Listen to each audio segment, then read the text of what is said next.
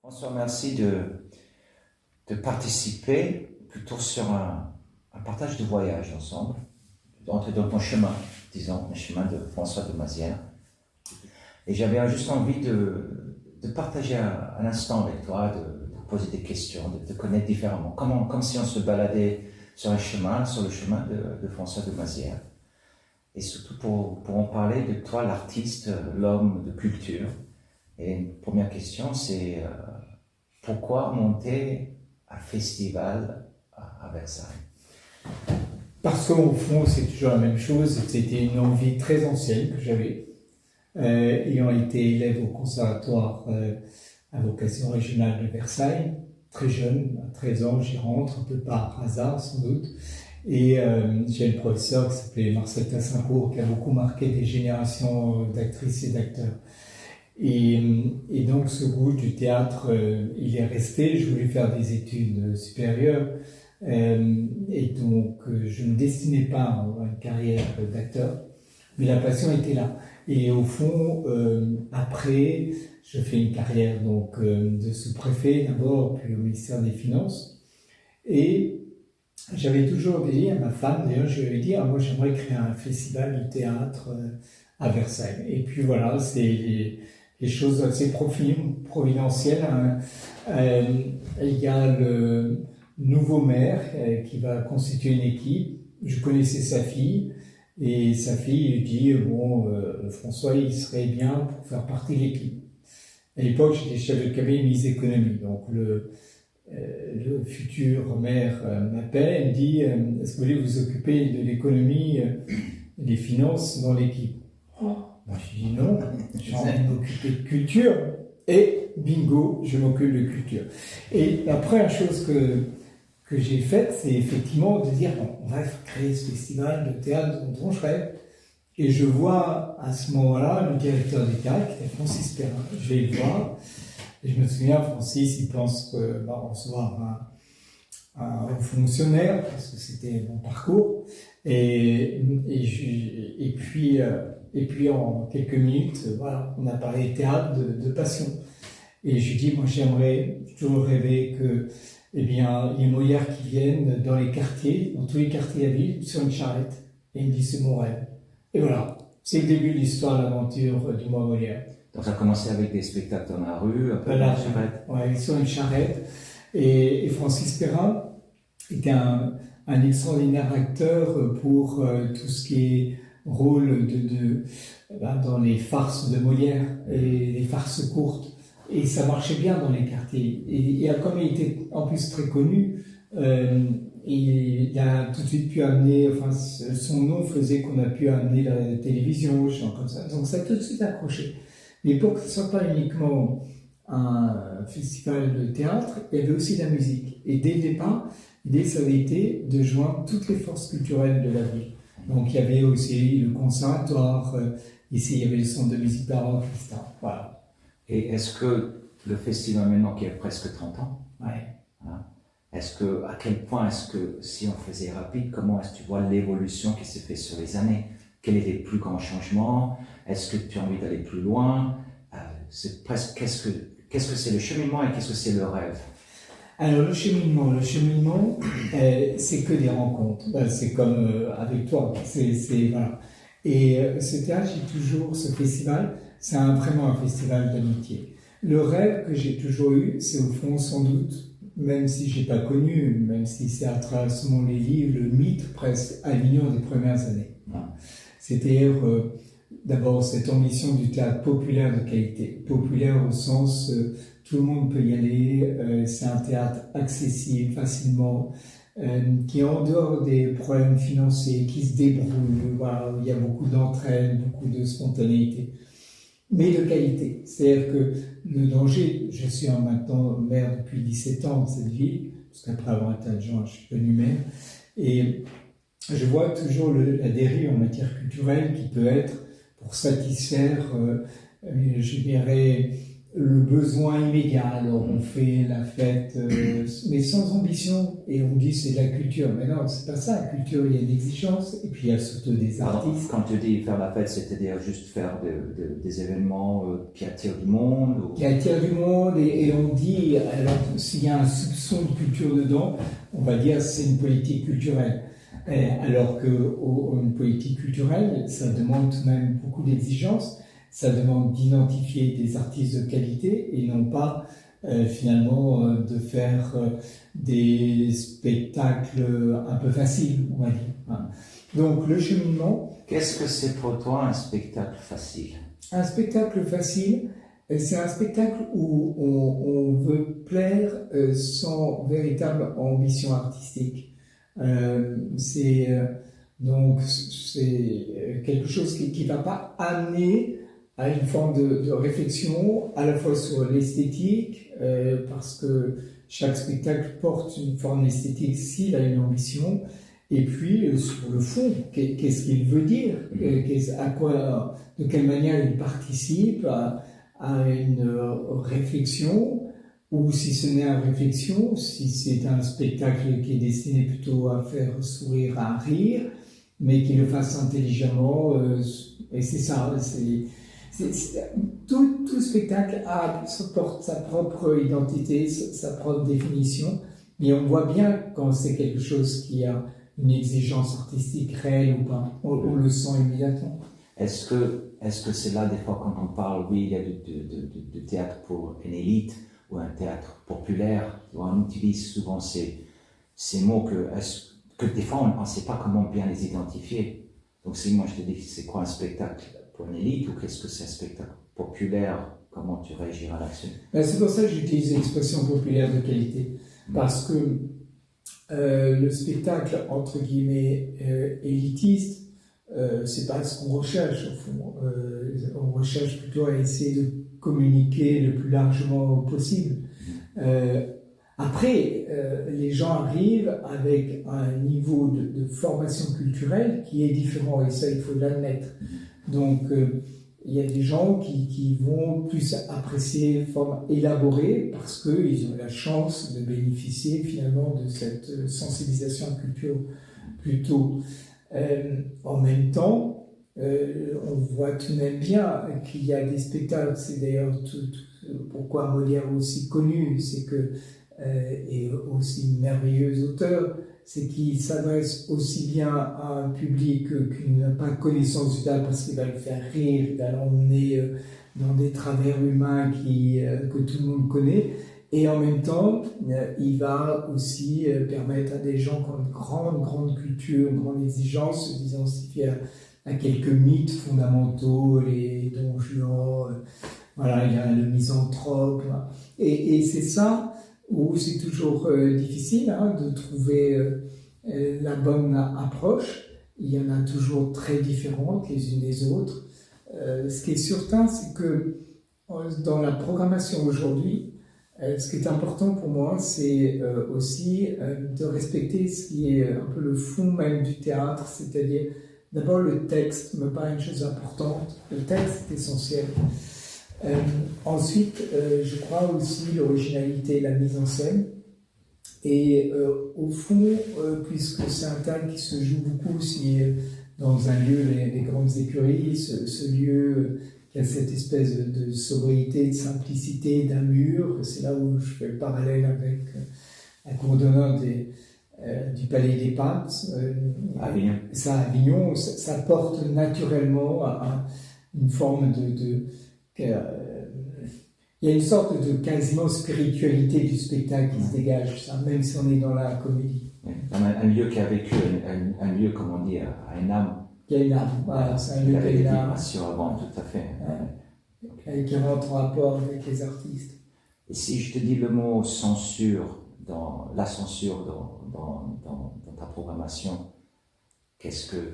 comment tu réagis? Moi, la censure, je pense que c'est un mot, on en parle beaucoup, parce que la censure, on se dit tout de suite, ça va porter sur des questions, il ne faut pas que les personnes soient à poil ou autre, mais la vraie censure, elle est au-delà, et on sait qu'aujourd'hui, ça peut être un vrai sujet, c'est-à-dire s'interdire de faire certaines formes de spectacles, par exemple.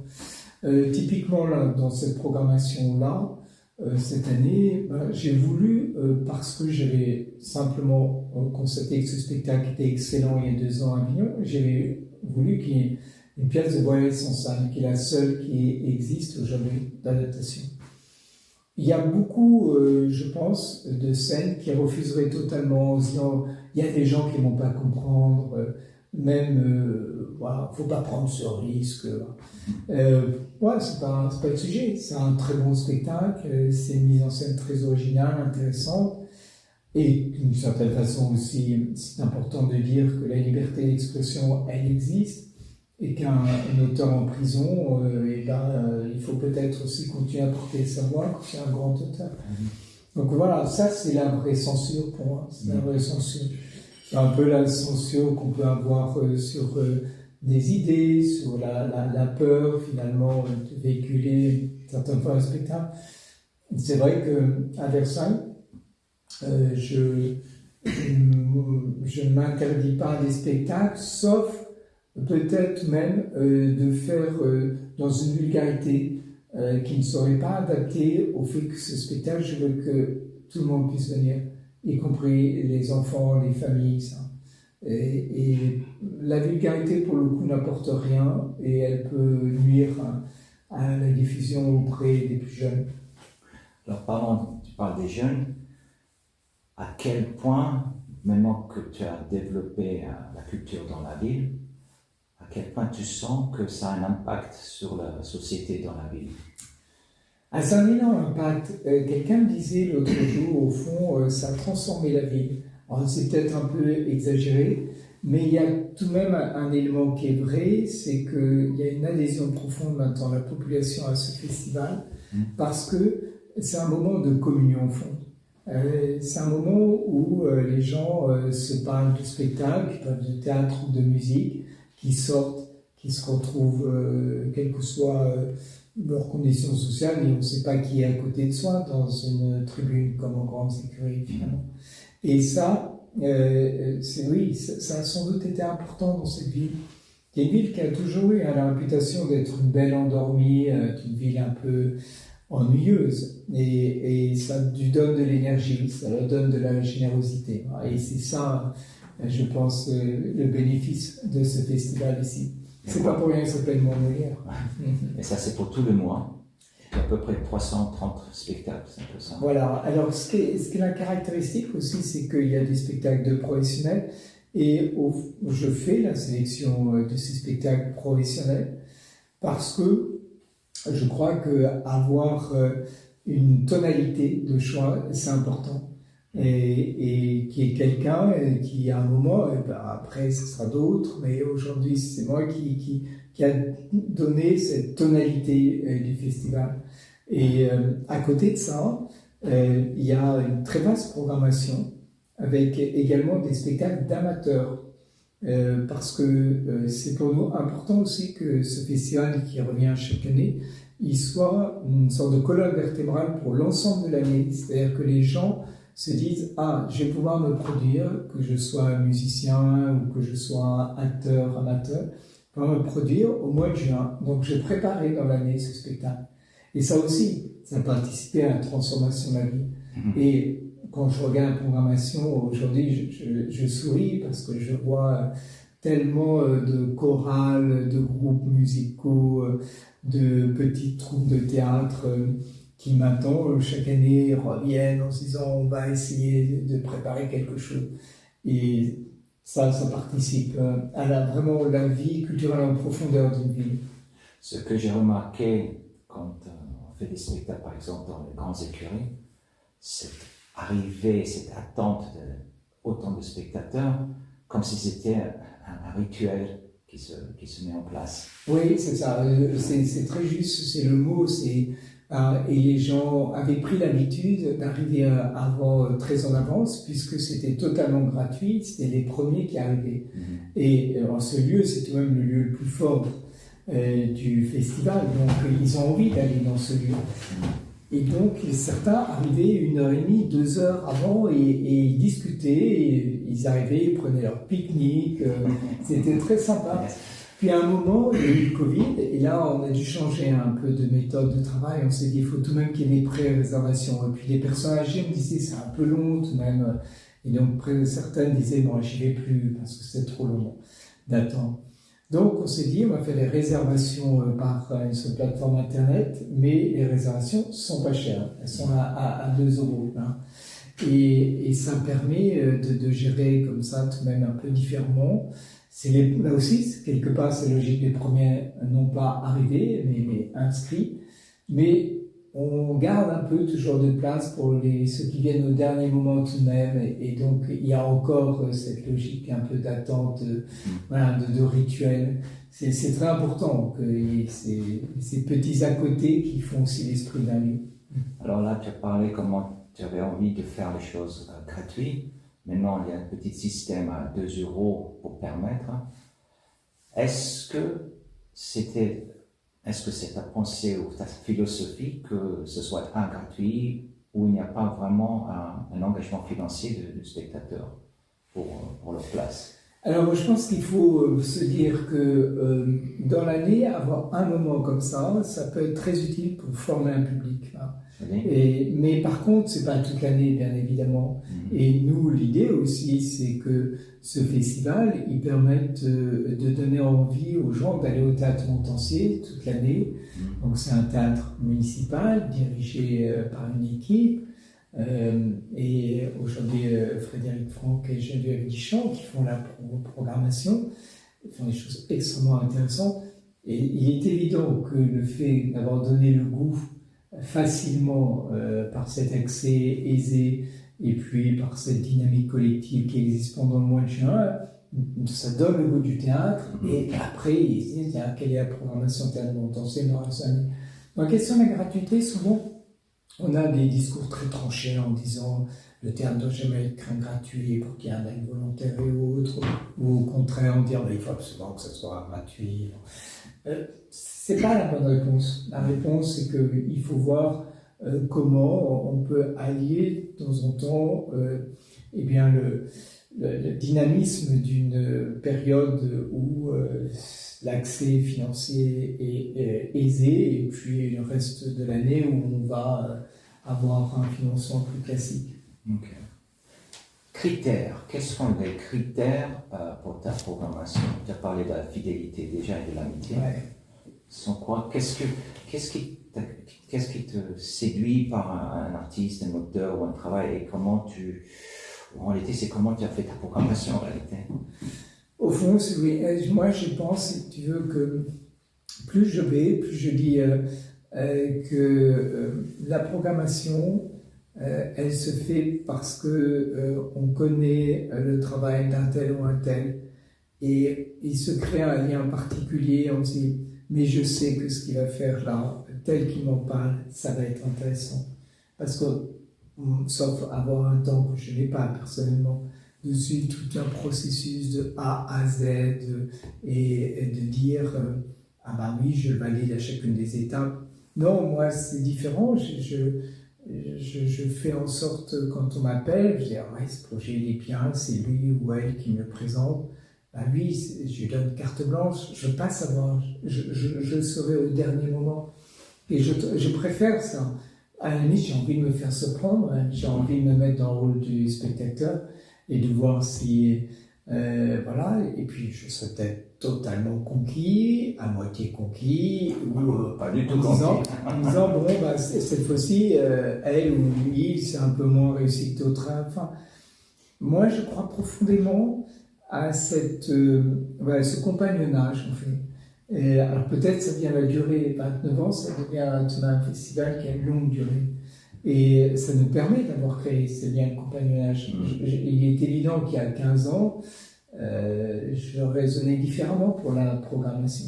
Aujourd'hui, je dirais que j'ai le luxe, c'est vrai, je le ressens profondément, de luxe d'avoir pas un carnet d'adresses, mais d'amis talentueux. Je dis souvent, et c'est la même chose parce que je travaille aussi beaucoup sur les questions de la ville, la beauté de la ville, l'architecture, c'est mon autre passion. En fait, voilà. Et au fond, je dis, les maires sont des assembleurs de talents. Ils ont la chance de pouvoir être des assembleurs de talents. Et notre responsabilité, c'est de savoir discerner. Par contre, je suis toujours énervé quand on dit, et c'est encore plus vrai dans le domaine de l'architecture, on n'a pas exprimé des goûts. Alors, si on n'exprime pas un goût, si un maire n'exprime pas un goût, c'est quoi? La solution, c'est uniquement livrer les choix à des logiques financières, c'est clair. Donc, il vaut mieux assumer une responsabilité esthétique et artistique. Okay. Donc, moi, j'assume, je fais des choix dans le mois Molière, voilà. Et je me rends compte qu'aujourd'hui, les gens, ils vont dans les grandes écuries en se disant, on va voir quelque chose d'intéressant, on aimera, on n'aimera pas, mais ça sera intéressant. Parce que il y a quelque part quelqu'un, je dis, hein, c'est partout, dans bien d'autres festivals, c'est la même chose. Il y a quelqu'un qui vraiment va donner une ligne, voilà, une originalité, une touche. Et mes choix, je crois beaucoup aussi dans ce que j'essaie de programmer. Je crois beaucoup à la générosité de la troupe, la générosité du metteur en scène. Ça m'est aussi un élément important. On le sent très vite. Voilà. Est-ce que quelqu'un est dans la logique du partage? Ton travail, c'est une logique de partage, depuis toujours. Tu as ça en toi, tu as cette générosité, tu vois. Et quand on parle de communion du spectacle, eh bien, il faut que l'artiste, il ait ça en lui, quoi. Et tout de suite, dès qu'il y a ça, il y a quelque chose de plus qui se passe. Hein. Et ça, je crois que c'est une marque de fabrique un petit peu des gens qui sont programmés au mois Molière. Alors maintenant, pour provoquer un autre changement de pensée, intelligence artificielle, c'est maintenant le grand thème. Il y a tous ces auteurs, on sait pas où on est un peu dans la naissance maintenant culturellement, il y a tous ces questionnements, comment utiliser, comment pas utiliser, qu'est-ce que tu en penses de ça? Ah oui, alors ça va être une grande question tout de même. L'autre jour, j'ai dit à mes adjoints de mon équipe municipale, j'ai dit, tiens, on va se former à l'intelligence artificielle. Donc on voit. Et je veux dire qu'il m'a fait un truc de formateur qui m'a un peu vraiment bouleversé parce qu'il a fait une interrogation sur mon nom. Il dit, voilà, François Mazière. Il dit, François Mazière il s'intéresse aux voitures de course et aux chevaux. Donc c'est aux antipodes de ce que je suis. Et la machine ensuite a repris. Donc quand elle présentait aux autres, et François Mazière aime les chevaux et les voitures de course. Je me disais, mais c'est effrayant. C'est effrayant. Donc on sait qu'au fond, l'intelligence artificielle dépend énormément des données qu'on lui fournit. Et ça, c'est assez inquiétant parce qu'on comprend tellement mieux ce qui se passe quand on dit que les Russes ont trafiqué les élections américaines. Quand on a une démonstration comme ça, on se dit, ah oui, là on voit, ça va vite, c'est très facile à faire. Par rapport à la culture, l'intelligence artificielle, elle va être fonction des données qu'on lui donne, mais elle n'aura, je pense pas, et j'espère jamais d'ailleurs, cette espèce de sensibilité, cette âme que quelqu'un apporte à son travail artistique. Alors si c'est un outil qui permet d'aller plus vite sur tel ou tel petit aspect, très bien, mais si on commence à commander un spectacle entier à l'intelligence artificielle, je trouve ça terriblement inquiétant quelque part, parce que là on rentre dans une sorte de logique de déshumanisation inhumaine, et ça c'est déplaisant. Et on est plus dans la reproduction plus que de la création. Oui. C'est ça, tu te trompes. Okay. Ouais. Alors, il y avait autre chose que les ponts. Tu es en train de créer un pont entre Versailles et Avignon maintenant. Comment? Pourquoi? Alors d'abord parce que Avignon, je pense que c'est la référence pour tout le monde, pour le théâtre, et c'est extraordinaire. Et en architecture, la référence, c'est Venise. Voilà, il y a des choses comme ça qui ont le temps, d'abord, parce que c'est des événements qui ont été créés il y a très longtemps. et qui porte une identité formidable et incomparable. Et donc, Avignon, ça a été d'abord pour moi et mon épouse, parce qu'on allait toujours ensemble, ça a été ce vivier incroyable où on pouvait aller identifier des talents, voir des... Voilà. C'est comme ça, on sait bien notre rencontre. Je te vois une première fois, tu me parles de ton spectacle Les Cavaliers, on est dans un bureau à la mairie, et tu me dis, moi je connaissais un peu effectivement l'œuvre de Kessel, et on parle des chevaux, et tu me dis tu vas faire un tabouret, et puis évidemment moi je dis... Parce que je savais que tu aimais les chevaux, tu vois. Ah ouais, parce que je me suis dit, il n'est pas sérieux ce garçon, il est sympathique, mais il n'est pas très loin. Et puis je vois ton spectacle après l'année dernière à Avignon, et comme tu me le rappelles souvent, ben voilà, à la sortie j'étais totalement emballé, je voulais absolument que tu reviennes. Et puis après, voilà, on n'a pas arrêté de continuer à suivre ton formidable travail. Ça, c'est la fidélité, c'est ça, la comme tu dis, fidélité. accompagné. Ouais. Ouais. C'est rare aujourd'hui d'avoir des directeurs, ou même des directeurs de festivals, ou des villes qui accompagnent, qui ont envie de défendre un artiste et l'encourager. Ouais. Qui doit être le travail d'un producteur aussi, quelque part. Et alors, toi, dans la programmation que l'on fait ici, pour moi, au contraire, c'est une des dimensions les plus importantes, les plus chaleureuses, c'est au fond servir à accompagner quelqu'un. Ouais.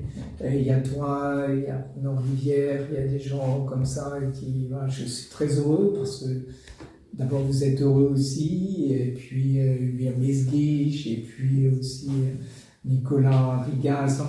Vous êtes très nombreux voilà. Et pour moi, c'est extrêmement d'abord sympathique, chaleureux. Et puis de voir aussi que vous construisez votre œuvre, parce que ça, on peut parler d'œuvre.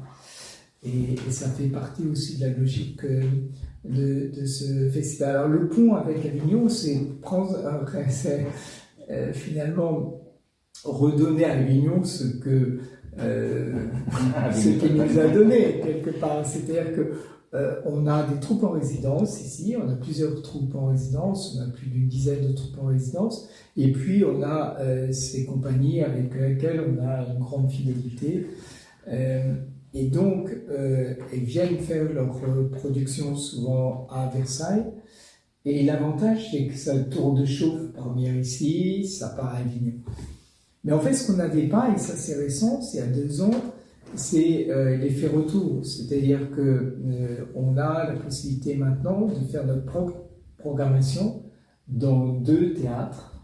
Et c'est un luxe pour nos compagnies en résidence ou pour les compagnies avec lesquelles on a l'habitude de travailler, de savoir qu'il y a 2 lieux à Avignon, dans le off, où il y aura une sorte de priorité.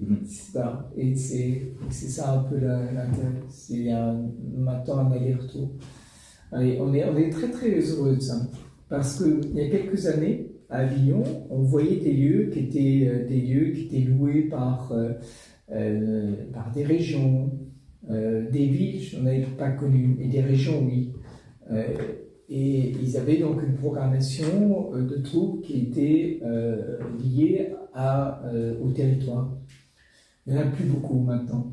Et moi, alors, ça me fait extrêmement plaisir de me dire que parce que des propriétaires de lieux se sont adressés à moi en disant est-ce que vous pouvez faire la programmation, je fais toujours ça bénévolement, bien sûr, mais de me dire qu'on est en train de recréer ça et que c'est une ville qui aura son identité à Avignon. Et ça, oui, c'est un acquis supplémentaire, cette aventure. Donc oui, donc tu as l'espace des Carmélites. C'est ça. Avec le signe des mois Molière. Ouais. Et maintenant, le Petit Louvre, il a les 2 salles, la grande et la petite salle en plus. Exactement. Je ne sais pas si ça va durer, hein. Mais au moins, c'est un élan. C'est un élan. C'est un élan. C'est déjà un pont. C'est un pont. Voilà. C'est un pont. Et c'est très sympathique parce que les responsables des lieux jouent le jeu, c'est-à-dire qu'ils se renvoient réciproquement la programmation, ce qui crée vraiment une identité du mois Molière. Et ce qu'ils disent, voilà, vous pouvez continuer une programmation du mois Molière à Avignon dans l'autre théâtre. Ça, c'est formidable. Ouais. Et peut-être peut-être un pont avec l'île de la Réunion, avec le festival Comédie. Ça serait bien.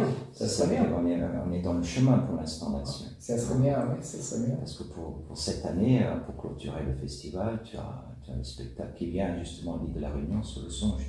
Donc c'est incroyable. Avignon, la Réunion, why not New York, Londres, on y va. Ça c'est pour toi. C'est mon anglais, il est nul, donc j'aurais du mal. Oui, pourquoi pas un jour il y a un spectacle anglophone. Alors, comme tu as dit tout à l'heure, pour revenir au Mois Molière, on a le théâtre et la musique. La musique est un aspect très important pour toi aussi, je vois. Absolument, oui, absolument. Alors, le théâtre, il faut être conscient de ses limites. Moi, je suis effectivement, je le sais, par tout ce parcours personnel, le théâtre a peu de secret pour moi maintenant. Bon. La musique, je ne suis pas musicien, je ne suis pas instrumentiste et autres. Donc la musique a plein de secrets. Elle a sa puissance de séduction qui s'exprime sur tout le monde, mais je n'ai pas les clés de décryptage comme je peux l'avoir en théâtre. Donc là, je ne me permets jamais de faire une programmation musicale. C'est d'autres qui le font. Mon adjointe, Emmanuelle de Crépy, est une musicienne. Donc je lui dis, écoute, Emmanuelle, tu regardes plutôt la musique, et moi, évidemment, je regarde le théâtre. C'est comme ça. Alors il faut avoir aussi, faut connaître ses limites. Et la danse, le cirque, tu as préféré de ne pas ouvrir trop large, juste pour l'instant, ou ça peut être un... La danse, ça pourrait tout à fait être le cas, tu pourrais le faire. Mais bon, là aussi, c'est pareil, je n'ai pas un regard d'expert, j'ai un regard d'amateur. Mais la danse, en plus, exige même scéniquement des choses qui sont un peu différentes, même des plateaux différents et autres. Donc, il y a des petites, comme ça, incursions sur le domaine de la danse dans notre festival, mais je dirais, elles sont très limitées. Et dans le cirque, on en va un peu plus loin, parce qu'ici, on a une compagnie qui est une compagnie de cirque, et qui est une école de cirque, sous chapiteau, et ça. Donc là, on va un tout petit peu plus loin, on n'est pas très avancé, mais depuis plusieurs années, il y a des spectacles de cirque qui ont lieu sous chapiteau, dans le quartier Porchefontaine. Ah, d'accord, donc parce que sur les années, en tout cas ce que j'ai vu, c'est que ta programmation s'ouvre de plus en plus. Moi, par exemple, l'année passée, tu as accepté d'avoir un spectacle musical avec Didier Gustin sur Johnny. Oui, mais ça, c'est là où je dis c'est les cheminements d'amitié, parce que tu m'aurais pas, ça aurait été quelqu'un d'autre que toi, j'aurais dit, oh, bon, ça va, c'est pas pour nous, quoi. Enfin, du moins, c'est pas la ligne que l'on a aujourd'hui. Ouais. Mais parce que c'était toi, parce que tu faisais la mise en scène, parce que c'est un travail d'écriture que vous avez fait ensemble, je dis, bon, on va tenter le coup. Ouais. Mais on l'avait positionné à la fin du spectacle pour que ce soit une sorte de feu d'artifice, parce qu'on se disait, tu m'avais expliqué le projet pour le point de détail. Je me suis dit, bon, là, on y va, c'est une ouverture, on verra bien. Et puis, ça a été formidable. Donc voilà, et aujourd'hui, je reprogramme avec toi dans un lieu que nous avons donc, le théâtre du Petit Louvre, dans la grande salle, c'est Marius, grande salle du théâtre du Petit Louvre, à Avignon, je reprogramme. Donc c'est dire qu'on a complètement fait nôtre. Ouais. Mais c'est ce que je me souviens quand tu me dis, ah, Johnny. Mais il fait des très bons textes, Johnny. Donc, d'accord. Donc, quand tu dis ça, c'était le texte. Ouais, moi, je suis un peu obsédé par la question du texte. Ouais. Alors, bon, j'écris moi-même. Ça me perturbe parce que j'ai cette idée d'arriver à faire des textes aujourd'hui. C'est un sujet important parce que j'ai l'impression qu'il faut qu'au XXIe siècle, on dise il y a des textes. Bien sûr, il y en a énormément. Mais ils sont plus ou moins de qualité et voilà, essayer de mettre en avant des textes, c'est pas important. Alors, parlant du texte, tu as écrit plusieurs livres. Il y avait un qui m'intéresse aussi, c'est tu avais fait un livre en 2017, Le gâchis culturel. Oui, c'est vrai. Qu'est-ce qui t'a provoqué le besoin d'écrire ce livre? Alors, en fait, sur la culture, j'ai fait 3 livres vraiment dédiés à la question culturelle, puisque d'abord le premier, ça s'appelait La culture n'est pas un luxe. Bon, voilà, c'était à l'époque, je présidais. Et maintenant, tu as le luxe. La culture n'est pas un luxe. Et il y avait un sous-titre, parce que c'était une analyse financière aussi. Et donc, c'était la fin de la décentralisation culturelle, la fin du jacobinisme culturel, pardon. C'est la fin du jacobinisme culturel parce que... La fin du jacobinisme culturel. Ah, jacobinisme. C'est parce que c'est vrai que la France a une tradition culturelle très centralisée. Et à l'époque, je présidais la Fédération des élus à la culture de France. J'étais adjoint à la culture, je présidais cette association. Et je trouvais extrêmement intéressant de voir l'émergence donc de cette capacité des communes, des départements et des régions à mener leur propre politique culturelle. Et ça avait entraîné un véritable dynamisme dans la vie culturelle française. Et ça se doublait aussi, on est dans la période finalement des années 80-90, et on avait le cumul d'un État incarné par Jacques Lang qui misait beaucoup sur la culture et de collectivités locales qui, ayant cette nouvelle possibilité d'investir sur la culture, avaient mis beaucoup de moyens. Et c'est vrai que c'est une période qui était très dynamique. Donc j'avais écrit ce livre. Et puis ensuite, plus tard, là en 2017, j'écris ce livre, Le Grand Gâchis culturel, qui est un livre d'entretien avec Olivier Lenaire, qui est un journaliste très intéressé par les questions culturelles, parce que je sentais qu'on était à un moment où on avait raté un certain nombre de choses et qu'on n'avait pas suffisamment exploité cette chance qui nous était donnée, peut-être d'avoir cette tradition à la fois d'État centralisé qui a beaucoup misé sur la culture, et puis cette énergie nouvelle qui avait été donnée par la décentralisation. Alors c'était un titre un peu peut-être forcé, parce que en plus les éditeurs aiment bien forcer le trait, mais j'analysais donc certaines dérives que je voyais. Et là, je viens de sortir un nouveau livre qui est alors sur un sujet qui m'est très cher, qui est celui de la beauté. Alors c'est un livre qui parle beaucoup plus d'architecture, et ça s'appelle Vers une ville belle. Et au fond, Le Grand Gâchis culturel, ce titre, il donne un côté un peu négatif, mais qui n'est pas tellement moi en réalité. Moi, je pense beaucoup plus que sur ces sujets culturels, il faut avoir une volonté très forte de positiver, parce que autrement, si on regarde derrière, si on se dit hier c'était beaucoup mieux qu'aujourd'hui, c'est pas très intéressant. Il faut se dire oui, il y a encore des choses formidables qu'on vit aujourd'hui. Il y a l'énergie, il y a la créativité. C'est dangereux, je suis d'accord avec toi, c'est dangereux de dire aujourd'hui que hier c'était mieux, parce que chaque époque vit et apporte sa richesse, et c'est trop facile à repencher par derrière. C'est qu'on fait, à cette époque-là, j'étais sûr, ils étaient aussi dit peut-être c'était mieux avant. Donc c'est chaque génération amène son cheminement. On peut apprendre par des erreurs de génération avant. Mais pardon, pour continuer comme tu dis, donc tu dis qu'il faut être positif, et toi tu dis ce livre, Le Grand Gâchis, c'était pas un peu toi, c'était juste plutôt tes observations, ton ressenti. Oui, c'était le ressenti effectivement de ce moment, mais c'est pas tellement. Aujourd'hui, j'ai pas envie d'être dans sa culture du négatif. J'ai plutôt envie dans le positif, en disant mais il y a tout de même des choses formidables qui se passent. Tu penses qu'on parle beaucoup plus négatif aujourd'hui?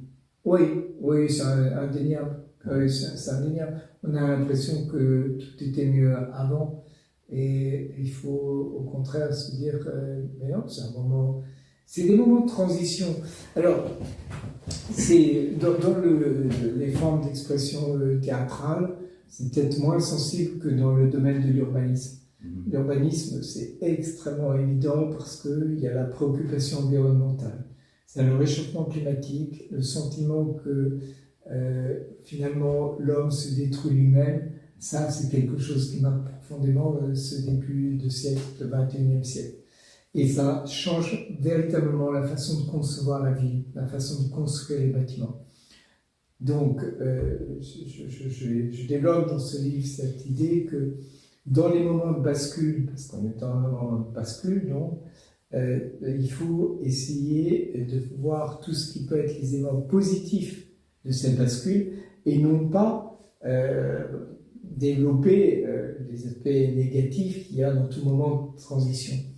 très clairement, aujourd'hui, si je prends l'exemple de ce qui se passe en architecture, soit on fait des bâtiments uniformes qui sont des boîtes isothermes pour qu'en hiver, elles soient mieux isolées et pareil en été, soit on se dit, et c'est le retour à des formes aussi du traditionnel, de conception de l'architecture en fonction de l'environnement immédiat. Donc on va développer les matériaux locaux, on va retrouver la pierre, on va retrouver les couleurs de chaque région. Et tout ça, c'est très positif. Puis surtout, on va avoir la présence de la nature en ville, qui est un élément très positif. Donc, ces moments sont importants. Et dans le théâtre, la bascule aujourd'hui, est-ce qu'il y en a une vraiment? Tu as posé la question l'IA. Est-ce que tu as le sentiment, toi, qu'il y a un moment qui est très différent des autres aujourd'hui? Qu'est-ce que tu en penses? Moi, j'écoute, j'observe, je suis juste créateur. C'est toujours dur quand tu es un créateur. Parce que tu dois toujours prouver, tu es que bon quand ta dernière création. Donc tu essaies d'avancer, tu dois toujours convaincre un directeur, un programmateur. Tu es libre dans ta création, mais tu n'es pas libre quand tu essaies de quelque part vendre ton projet. Mais on sait où on entend, on sait qu'avec mes coproducteurs, ceux qui s'occupent de mes spectacles, comment c'est de plus en plus dur de vendre des spectacles. Il y a des coupures, par exemple, on parle des temps difficiles, les coupures budgétaires dans les villes. Avec les guerres qui apparaissent, on dit bon, il faut mettre l'argent ailleurs et pas dans la culture. Moi, venant d'Afrique du Sud, j'ai toujours remarqué, la première chose qu'on met à côté, quand il y a un problème, c'est la culture. Tu vois, le sport, parce que ça réunit, mais la culture qui élève les gens, non, c'est la dernière. Donc j'écoute, j'observe, même la dernière création, je dois être conscient que quand tu crées, avec 11 sur scène, tu dis, oh, c'est impossible aujourd'hui, tu ne peux pas faire ça, parce que les villes ne peuvent pas acheter un spectacle comme ça. Donc, une production va prendre un risque de monter un grand spectacle. Est-ce qu'ils vont pouvoir récupérer leur mise avec la vente du spectacle quand il n'y a pas des gens qui peuvent l'acheter? Donc, c'est pour ça, je te pose à toi la question, parce que toi, tu es dans la position où tu vois tes budgets, tu vois comment faire avec les cultures. Comment sont les rapports avec les autres maires des autres villes dans l'Île-de-France? Est-ce qu'ils coupent la culture? Est-ce que l'État, le ministère a décidé de sabrer encore plus? C'est le nerf de la guerre, comme on dit. Donc, Alors, je pense qu'aujourd'hui, effectivement, la question des financements est une réelle question parce que les communes ont de moins en moins de ressources. Si je prends la mienne, ça c'est évident. On nous a beaucoup amputé de subventions venues de l'État central. Tout le monde sait, on a perdu la taxe d'habitation qui était un impôt qui était directement prélevé au niveau local et dont le taux était fixé par les mairies. Alors ça a été compensé, mais on sait très bien, ça a été compensé à égalité la première année et puis progressivement on le diminue, l'État central va diminuer. Donc il y a des réelles baisses de recettes dans les communes et elles doivent faire face à une augmentation de leurs charges dans le domaine social, dans le domaine de la police. De plus en plus, il y a des transferts sur les villes. Donc ça, c'est une réalité. Pour autant, j'ai détesté que des prises de position qui étaient un peu à titre de valorisation politicienne de certaines personnalités, de dire j'ai coupé dans la culture, voilà, bon, parce que c'est certainement la dernière chose à faire. Qu'il y ait une analyse de là où peut-être il faut faire plus attention, parce qu'effectivement on est dans une période difficile, et que de même qu'on va demander à d'autres services de faire attention financièrement, on peut, avec un travail en commun, dire dans ce domaine-là culturel, on ne va pas continuer à croître aussi rapidement que passé, voire on va avoir un léger taux de réduction, mais concerté, et on sache où on va. Ça, pour le coup, c'est entendable. Mais ce qui n'est pas entendable, c'est les coupes sombres comme ça, tout à fait. Et c'est un peu le risque du moment, parce qu'il y a même un discours qui s'est construit autour de ça en disant culture, c'est le tonneau des Danaïdes. Quand j'étais conseiller pour le Premier ministre à Matignon, au moment de la grande crise des intermittents, 2002-2004. Et en fait, je me suis battu pour maintenir l'intermittence. Mais pourquoi je me suis battu? C'est parce qu'il se trouve que moi, je connaissais par le mois Molière ce qu'était réellement l'intérêt de l'intermittence. Et l'intermittence, c'est une des choses les plus exceptionnelles qui existent, qui fait la différence entre la France et les autres pays en matière culturelle, parce qu'elle permet de maintenir un tissu, que ce soit d'ensembles musicaux, de troupes de théâtre, qui est d'une richesse incroyable. En même temps, on doit reconnaître que l'intermittence a été quelque part détournée de sa vraie vocation lorsqu'elle a permis à des sociétés de production, notamment dans l'audiovisuel, de s'enrichir de façon considérable. Il suffit d'ailleurs de voir quelques fortunes personnelles qui ont été constituées dans ces secteurs-là pour s'en convaincre. Donc c'est toujours une histoire aussi, je dirais, de discernement, de dosage. Oui, aujourd'hui, on doit collectivement faire attention aux finances publiques, c'est certain, je ne peux pas dire autre chose, je suis un responsable de ville. Mais en même temps, il faut le faire intelligemment et jamais en sacrifiant le domaine culturel comme certains ont pu le faire. Et ça, oui, c'était ça. Et puis, alors, il faut trouver aussi, c'est un peu aussi la magie de ce mois Molière, c'est que dès l'origine, on a eu le souci d'être le plus efficace possible en gérant le mieux possible les finances publiques. Donc, qu'est-ce que ça veut dire? Ça veut dire que nous, les crédits que je fais voter par mes collègues de mon équipe municipale, ils sont vraiment dédiés à la création. Parce que le gros problème souvent de nos structures artistiques permanentes, je pense à certains théâtres, c'est qu'aujourd'hui, l'essentiel du budget, il est sur du fonctionnement qui n'a plus rien à voir avec la création.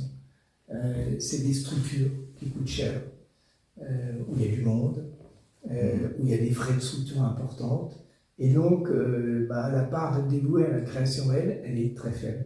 Nous, c'est exactement le modèle inverse. C'est-à-dire que tous les crédits pour le mois Molière, ils sont quasiment 80% l'achat de spectacle, et donc vraiment à la dimension d'une promotion artistique. Et on a réduit au maximum tout le reste. Alors il y a du bénévolat, c'est vrai. On s'appuie beaucoup sur des bénévoles. Et oui. On s'appuie aussi sur le fait que, étant maire, il y a les services techniques de la ville. Hein, donc ça permet tout de même des économies importantes, des économies d'échelle. On a une forme de modestie aussi, il faut bien dire, dans l'usage. Quand on va dans les rues, on ne va pas sortir des podiums à des prix pharaoniques. Ce qu'on va faire, on va faire les techniques traditionnelles comme il y a des l'art. C'est-à-dire les compagnies, elles montent leur tréteau de bois. D'abord c'est beau, c'est une histoire. Et puis voilà, c'est économiquement raisonnable. Et ça permet d'en faire non pas dans un quartier, une représentation, mais d'en faire 100 dans tous les quartiers, y compris nos quartiers sociaux. Donc voilà, il y a tout de même une intelligence du financement public à essayer d'avoir. Qu'est-ce que c'est notre rêve? Voilà. Je vais vous dire, il y a tout de même une chose. Il faut toujours avoir une frustration dans la vie pour avoir un moteur. On dit ça, c'est joli. Il faut toujours une frustration. Pour avoir un moteur dans sa vie, c'est sûr. Quelque part, c'est vrai que j'ai créé depuis des années du théâtre et que c'est une vraie frustration parce que il faut du temps. Et puis, le merveille du théâtre, c'est que c'est une alchimie d'une incroyable complexité. Et donc, une troupe, j'ai écrit des choses qui étaient jouées sous les pseudos, qui ont d'ailleurs bien marché. Et puis, voilà, l'autre jour, il y a eu 2 ans, une compagnie lit un certain nombre de choses et dit, moi, j'aime bien ça, j'aime ce texte. Bon. Et il monte ce texte. Et ça a toujours été, jusqu'à présent, un peu... je n'étais pas totalement satisfait. Et l'autre soir, ils l'ont doué. Et là, je me suis dit, mais c'est bien. C'est bien. Et ça se joue à rien. Ça se joue à rien. C'est qu'il y avait un petit déséquilibre dans la forme de l'expression d'un sentiment important dans cette pièce. Et vraiment, j'ai pensé ensuite la nuit, je me suis dit, mais c'est fou le théâtre. Il faut un nombre d'ingrédients pour que ça marche absolument extraordinaire. Et c'est là où c'est magique. C'est magique parce qu'on ne peut pas être plus... C'est ce qui est le plus difficile au fond. Voilà. Il faut un grand metteur en scène, il faut un bon texte de base, il faut des acteurs, c'est capital. Et voilà. Et pour que ça vraiment fonctionne pleinement, il faut que tout ça soit bien. Peut-être pas à perfection, mais bien. Hein. Ça, donc, j'aurais toujours cette petite frustration. Voilà, un jour, voilà, qui arrive vraiment à ces choses. Puis la deuxième chose aussi, c'est que je crois profondément à cette idée que on est d'une époque et qu'il faut se dire que cette époque, elle est intéressante. Et donc, c'est presque voilà, un combat. Moi, j'ai un frère peintre. Je vois aussi pour lui la difficulté d'être peintre, avec pourtant ce qu'il a toujours voulu faire. Il n'a jamais dévié, alors que c'est un type très intelligent et qui a fait des grandes études. Il aurait pu... Bon, non, il a vraiment fait sa ligne. Moi, j'admire ça. Bravo. Et ben, je trouve ici que l'autre jour, donc, j'ai créé la dernière chose que j'ai créée, hein, ça s'appelle la Biennale Architecture et Paysage. Voilà, c'est financé par la région Île-de-France et de même qu'il y a le théâtre à Avignon incarne le théâtre, Venise, je disais tout à l'heure, incarne finalement l'architecture, mais il n'y avait rien en France. Et moi, je trouve qu'il y a une évolution passionnante aujourd'hui. C'est le retour de la présence de la nature dans nos vies. Alors, parce que la contrainte environnementale fait que la nature, elle redevient une évidence. Et elle devient à nouveau présente dans l'art pictural, elle devient à nouveau présente aussi, même dans des formes théâtrales qui s'interrogent aussi là-dessus. Et évidemment, elle est très très présente en réflexion sur l'urbanisme et l'architecture. Et au fond, je me suis dit, voilà, au XXe siècle, on a été obsédé par la vitesse, la modernité. Ça s'est traduit en matière architecturale par l'époque dite moderne, incarnée par un personnage tutélaire qui est Le Corbusier, qui a d'ailleurs imposé sa vision à tout le monde, qui a écrasé tout le monde, on ne pouvait même pas lever le doigt si on n'était pas dans le courant moderne. Et aujourd'hui, au XXIe siècle, je me dis, au fond, il faut affirmer une nouvelle chose, c'est que on est dans un renouveau où on a aussi ce souci du vivant dans tout. Et donc, je pensais, et à la fin il y a eu un séminaire à l'Université de la Ville de demain, une sorte de grand think tank, et puis ils ont la gentillesse de venir à la Biennale Architecture et Paysage. Et ça s'est réuni là.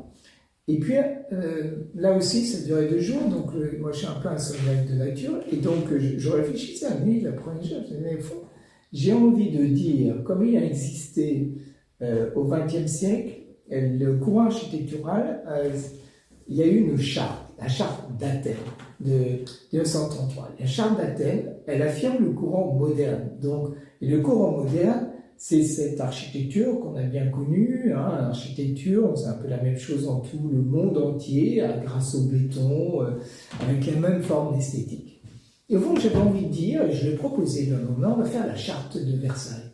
La charte de Versailles, ça sera de dire qu'on est au XXIe sur autre chose, et que c'est le siècle de la réconciliation, en fait, du vivant, de la nature, avec l'homme, en fait.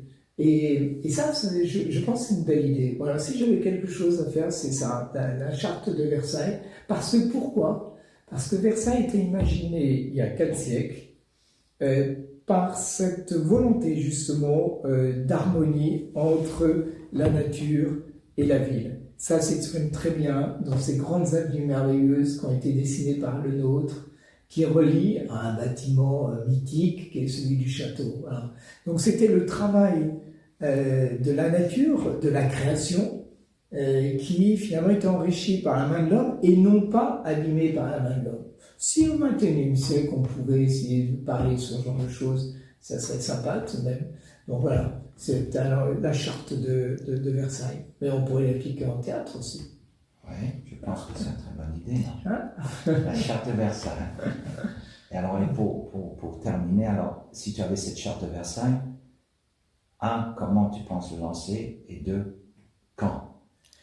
Alors, là, l'autre jour, quand j'ai conclu, parce qu'on m'avait demandé de conclure ces 2 journées de séminaire, et dans un dialogue avec quelqu'un, comme nous, comme on fait à l'instant, là. Et au fond, j'ai fini là-dessus. Alors, c'était sur l'architecture. Je dis, voilà, moi je pense que ça serait intéressant de faire la charte de Versailles, comme il y a eu la charte de Venise il y a quelques années pour incarner cette période où on croyait tellement que l'homme, par le progrès, allait tout pouvoir faire par lui-même, qu'il était une sorte de Dieu vivant, quoi, quelque part. De revenir à une réalité, c'est que on fait partie du monde de la nature et qu'on doit être resté en rapport avec elle. C'était drôle, mais on pensait qu'on était plus grand de ce qu'est tout ce qu'on a, c'est la planète. Non? C'est la planète, voilà. Ouais. Et dans ce que tu dans ton travail, j'ai toujours, c'est vrai que ce que j'adore dans ce que tu fais, c'est qu'avec un rien, tu fais de la beauté, tu fais de l'imaginaire. Voilà. Et tes animaux ne sont pas des animaux. Et à chaque fois, et on est emporté. Voilà. Ouais, Je trouve c'est joli de penser justement ce retour à la nature, les animaux, la faune, la flore, pour revenir à nos sources. Hein. Ouais. C'est ta signature, disons, toujours un animal. Oui, toujours. La nature, Ouais. l'être humain aussi. Ouais, le braconnier, tout ce que tu ouais, et c'est... Donc voilà, on va faire la charte. Ok, je participe. Voilà, donc ça c'était... Merci François. Merci à toi.